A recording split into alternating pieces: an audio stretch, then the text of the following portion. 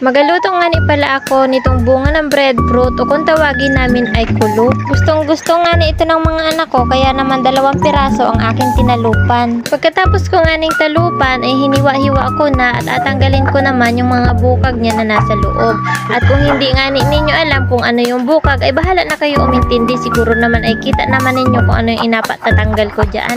Pagkatapos ay hiniwa-hiwa ko lang ng ganito kaninipis para madali maluto. Makadepende na lang naman sa inyo kung gaano kakapal na hiwa ang inyong gusto. Pagkatapos ay sinalang ko na nga yung aking tulyasi. Uy, tulyasi, parang anong laki. Tapos ay nilagyan ko na ng mantika at nung mainit na ay inilagay ko na yung mga hiniwa kong kulo o yung breadfruit. Madali lang nga ni pala siyang maluto, unlike ng sa kamote na kailangan ay golden brown talaga. Pagkatapos ko nga ni palang magkaramelize ng asukal ay inilagay ko lahat yung aking mga nalutong kulo. Pagkatapos ay hinalo-halo ko laang para ma-coat ng asukal. Kung merong banana Q at kamote Q, ito naman ang aking breadfruit Q. Sarap na, promise.